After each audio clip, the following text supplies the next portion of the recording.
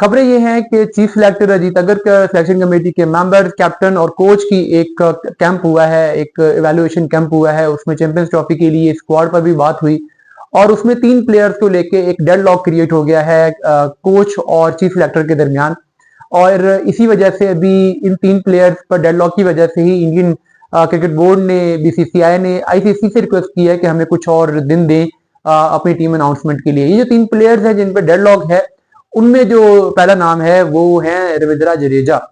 जो chief selector Ajit Agarkar हैं वो रविंद्रा जडेजा को स्क्वाड में लेना चाहते हैं। उनका ये ख्याल है कि सीनियर प्लेयर हैं, अभी T20 world cup winning team में थे, व्हाइट बॉल में अच्छा परफॉर्म करते रहे हैं, 3D प्लेयर हैं, बैटिंग बॉलिंग सब में कंट्रीब्यूट करते हैं।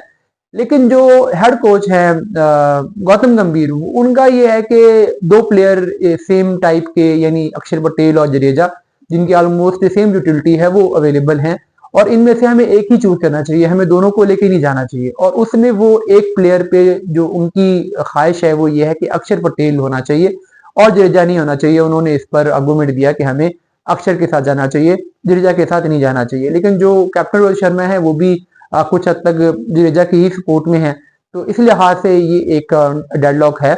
और गौतम का ये ख्याल है कि हमें जडेजा की जगह पे एक लेग स्पिनर वरुण चक्रवर्ती को ले लेना चाहिए। इससे हमारा जो बॉलिंग कॉम्बिनेशन है वो ज्यादा बेहतर हो जाएगा और हमारे पास ऑप्शन ज्यादा होंगे, बॉलिंग में फ्लेक्सिबिलिटी ज्यादा आ जाएगी। जो दूसरा डेडलॉक है वो बड़ा डेडलॉक है, वो है ऋषभ पंत पे। ऋषभ पंत को चीफ सिलेक्टर अजीत अगरकर और कैप्टन रोहित शर्मा दोनों ही बैक कर रहे हैं, वो उनको अपने स्क्वाड में लेना चाहते हैं। जबकि अजीत अगरकर का यह ख्याल है कि के राहुल एक कीपर बैट्समैन है हमारे पास, दूसरे कीपर बैट्समैन ऋषभ पंत नहीं होने चाहिए। ऋषभ पंत की जो ओडीआई परफॉर्मेंसेज हैं व्हाइट बॉल में, T20 में भी वो कोई इतनी आउटस्टैंडिंग नहीं है। इसलिए हमें जो रिसेंट टाइम में संजू सैमसन ने जैसा परफॉर्म किया है, जो उसने इम्पैक्ट क्रिएट किया है, हमें उस तरह का प्लेयर चाहिए है और वो डिजर्व करता है कि वो व्हाइट बॉल में इतनी परफॉर्मेंस दे के आ रहा है, लेकिन हम उसको नहीं ले रहे। तो गौतम गंभीर का यह ख्याल था कि ऋषभ पंत की जगह पर संजू को लिया जाए, लेकिन इस मामले पर शायद यही खबरें हैं कि गौतम गंभीर की नहीं मानी जाएगी। जडेजा वाले मामले पे हो सकता है कि गौतम गंभीर की मान ली जाए और वरुण चक्रवर्ती आ जाए, जडेजा ना हो सके। लेकिन इस मामले पर ये जो संजू वाला मामला है, इस पर उनकी शायद नहीं मानी जाएगी, ऋषभ पंत ही खेलेंगे। लेकिन ये भी एक कॉन्फ्लिक्ट हुआ, एक क्लैश हुआ ओपिनियन का यहाँ पर। जो तीसरा मामला है, जो तीसरा प्लेयर जिसके ऊपर इशू हुआ है वो हुआ है मोहम्मद सिराज। अब क्या है कि 4 फास्ट बॉलर के साथ जाया जाए या 3 के साथ जाया जाए, यानी हार्दिक पांड्या तो होंगे, उनके साथ 3 एडिशनल फास्ट बॉलर हों या 4 हों। तो 3 नाम तो उसमें ऑलमोस्ट सर्टेन है कि फिटनेस रिपोर्ट अभी आनी है, लेकिन बुमराह, शामी और अर्शदीप, इन तीनों पर तो सब लोग मुझसे कहेंगे हाँ ये तीनों होने चाहिए, ये जरूरी है।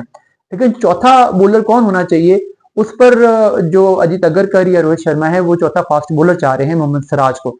जबकि गौतम का यह ख्याल है कि नहीं, उस पर हमें सिराज के साथ नहीं जाना चाहिए, बल्कि हमें एक pace bowling allrounder Nitish Kumar Reddy को ले लेना चाहिए। क्योंकि नीतीश कुमार रेड्डी ये है कि मिडिल ऑर्डर में बैटिंग का बैकअप भी हो सकता है, बैटिंग ऑप्शन कम रखे गए हैं, तो अगर वो स्क्वाड में होते हैं तो उनको मिडिल ऑर्डर में बैटिंग में भी एडजस्ट किया जा सकता है अगर श्रेयस अय्यर परफॉर्म नहीं करते, या कुछ मिडिल ऑर्डर में अगर कहीं पर एडजस्ट करना पड़ता है तो। और उनको ये लगता है कि ये जो कंडीशन यूएई की है वहां पर तो एक मैच में 2 पेसर और 7 हार्दिक ही खेलेंगे, तो अगर 3 पेसर होते हैं तो वो काफी हैं। 4 पेसर जो है वो कुछ ज्यादा हो जाएगा, तो उनकी जरूरत नहीं है। तो एक यहाँ पर भी क्लैश है।